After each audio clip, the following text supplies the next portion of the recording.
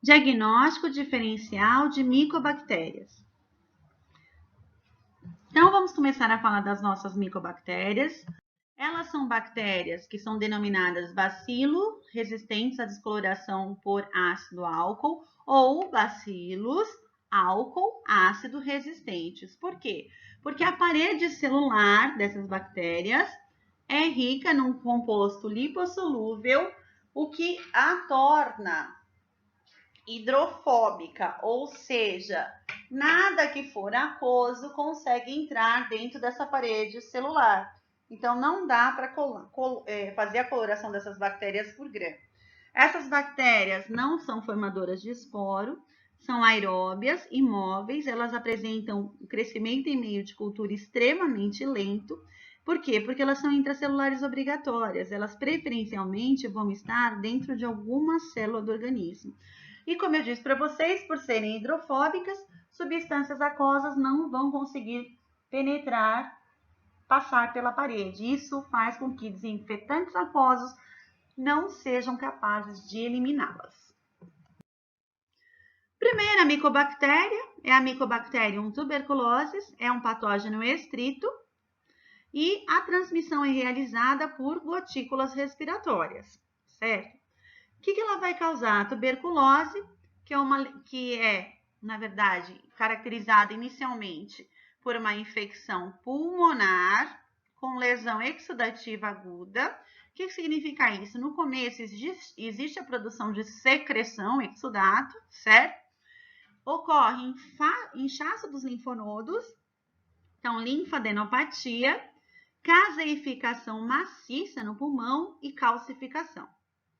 Se neste primeiro momento em que esse paciente está apresentando esses sintomas, ele não for identificado, a doença vai evoluindo para uma lesão tecidual crônica, em que os tubérculos pulmonares vão ser afetados, e aí essa caseificação vai gerar uma fibrose pulmonar, e essa fibrose vai diminuindo gradativamente a capacidade respiratória do paciente, tornando-o incapaz de fazer alguns tipos de atividades básicas, certo?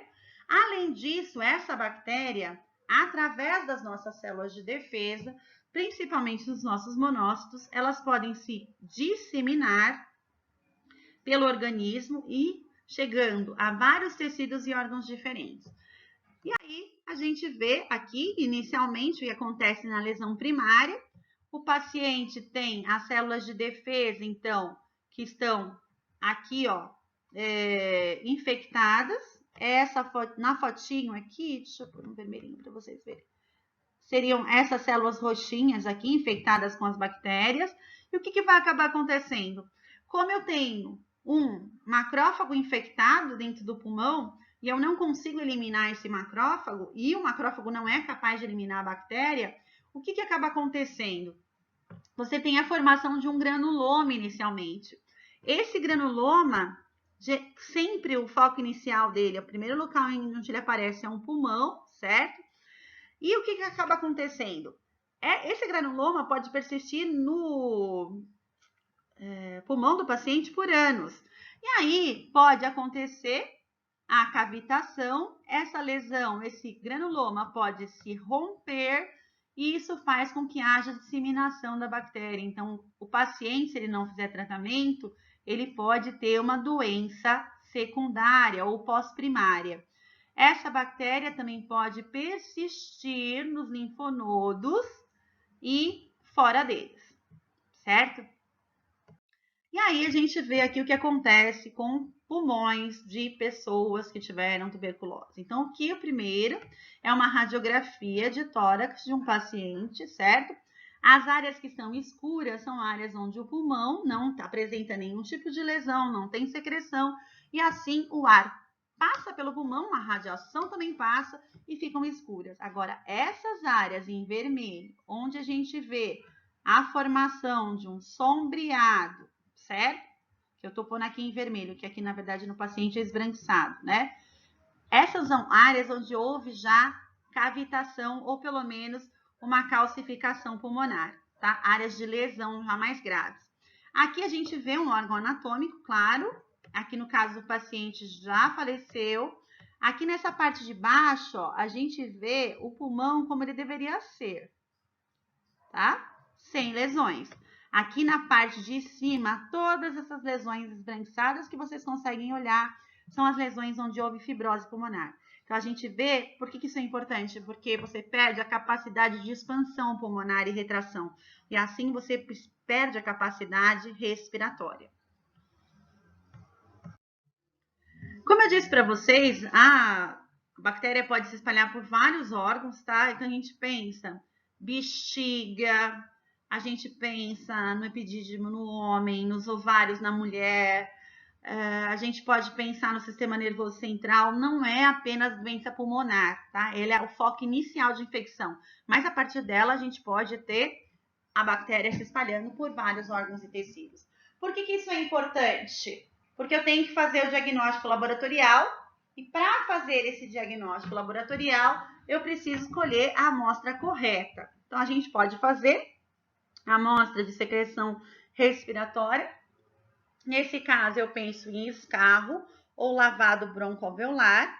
Posso fazer também diagnóstico a partir de amostras de biópsia de tecidos e amostras de sangue também. Nesse caso, a bacterioscopia é realizada pela coloração de Ziehl-Neelsen, tá? E nessa coloração de Ziehl-Neelsen eu consigo identificar os bacilos álcool ácido resistentes que estão aqui, ó. Eu vou circulá-los para vocês em preto. Eles são tão pequenininhos e tão delicados que a gente vê aqui, ó, em preto, ó, vermelho. A gente vê aqui ao redor as bactérias ao redor das células que estão em azuis, tá? Então, isso é importante para vocês lembrarem. No Ziehl-Neelsen, as bactérias, elas ficam rosadas e as células ficam azuis. Isso é uma regra, tá?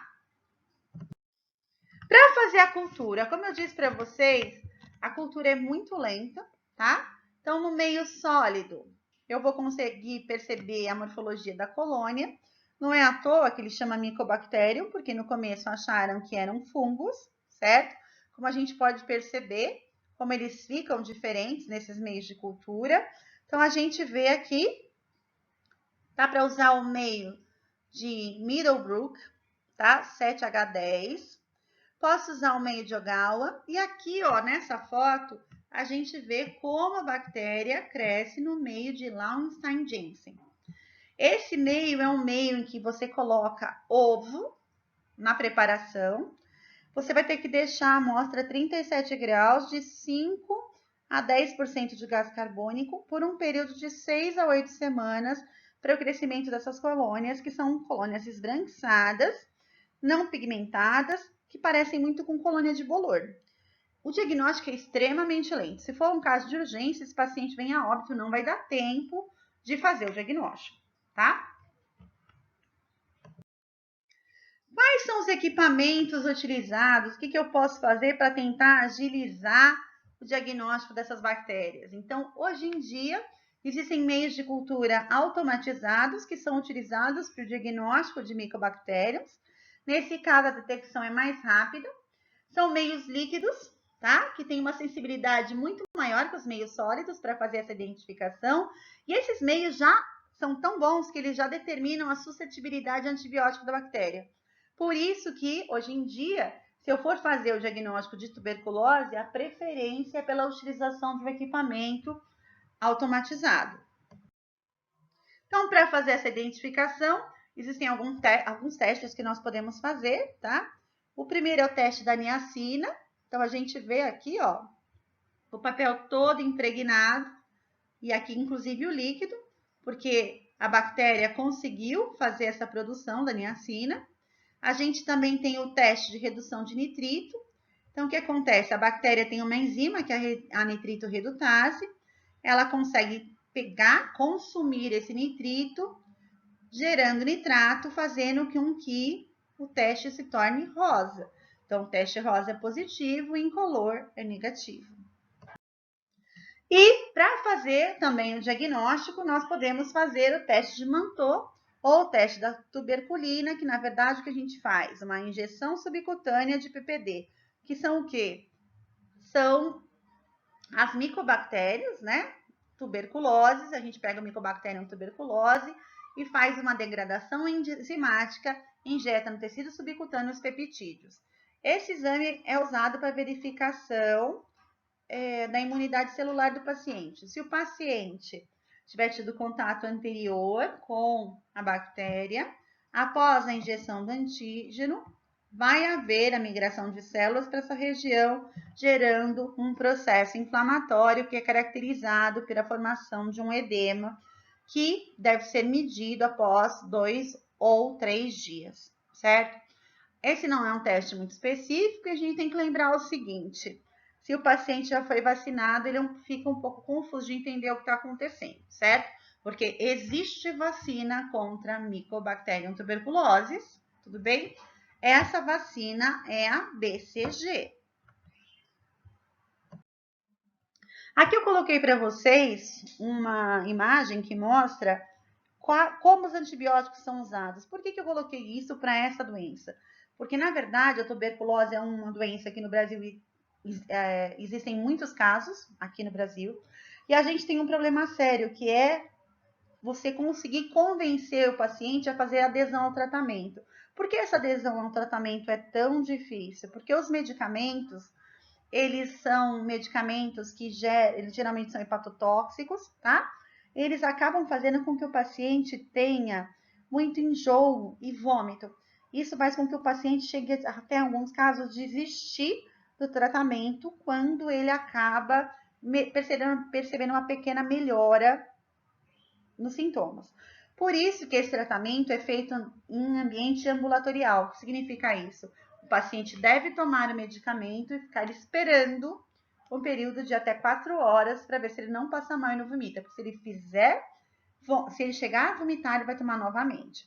Esses medicamentos, então, a gente tem a rifampina aqui, certo? Ela foi desenvolvida em 66, e o que ela faz? Ela inibe a síntese do RNA da bactéria. Existem 2 medicamentos que funcionam aqui, com a inibição da síntese da parede celular. A gente vê aqui a isoniazida, tá? Que foi desenvolvido em 52, e o etambutol, que foi desenvolvido em 61, certo? Eles atuam em fases diferentes dessa síntese da parede celular, mas o importante é que não deixa formar a parede, certo? Finalmente, nós temos a pirazinamida. A pirazinamida, ela atua de 2 formas diferentes. Ela faz, de alguma forma que não é conhecida ainda, uma lesão na membrana plasmática, isso a gente sabe, mas exatamente qual é o mecanismo não é conhecido ainda. E ela também faz com que a bactéria perda a capacidade de produzir ATP, certo? Para fazer associação, o tratamento, eu vou associar sempre 3 medicamentos. Lembrando que eu vou associar a rifampina e a pirazinamida com um desses 2, ou isoniazida ou etambutol. Qual eu vou escolher? Vai depender de qual comorbidade o paciente apresenta. Agora vamos ao Mycobacterium lepre. Essa é uma bactéria de transmissão por gotículas respiratórias ou por contato direto com a lesão. Ela vai causar a hanseníase. Essa hanseníase é uma doença de evolução relativamente lenta, caracterizada inicialmente pela presença de lesões cutâneas maculares, ou seja, esbranquiçadas, pálidas e anestésicas na pele. A partir dessas... O que quer dizer anestésica, né? Esse paciente não sente dor nessa região. A partir dessas lesões esbranquiçadas e anestésicas, começa a acontecer infiltração da bactéria e a formação de nódulos infiltrados eritematosos difusos, que vão fazer com que haja espessamento de nervos. A anestesia vai aumentando essa região de inoculação inicial, vai causar uma neurite, uma inflamação dos nervos sensitivos, vai gerar a formação de úlceras tróficas, gerando também a absorção de reabsorção óssea e encurtamento dos dedos. A principal área em que você vê essa doença acontecendo, o mal de Hansen acontecendo inicialmente, é nas mãos. Mas a partir das mãos, o paciente pode se autocontaminar ao se tocar. Então, para tomar banho, pentear o cabelo, tudo que ele for fazer, ele tem que estar de luvas, certo? Porque senão ele se auto-infecta e transmite a bactéria para outras partes do corpo.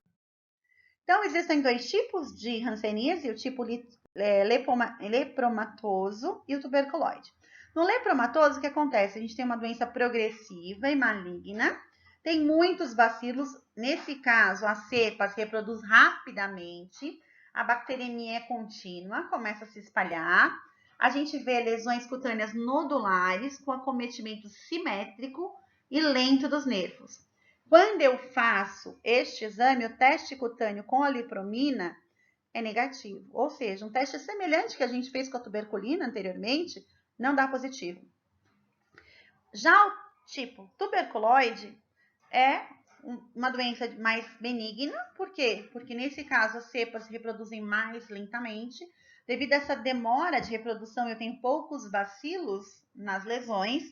Então, essas lesões cutâneas são maculares, com acometimento assimétrico e grave dos nervos. Apesar de ser grave, é regionalizado, tá? E esse teste cutâneo é positivo com lepramina. Diagnóstico laboratorial, o que eu vou fazer? Basicamente, raspado de pele e mucosas, e vou fazer a bacterioscopia com coloração de Ziel-Nielsen e vou encontrar a bactéria. Eu não faço a cultura porque o Mycobacterium lepre não cresce em meio de cultura, certo? Ele não é nem que ele é lento, ele não vai crescer.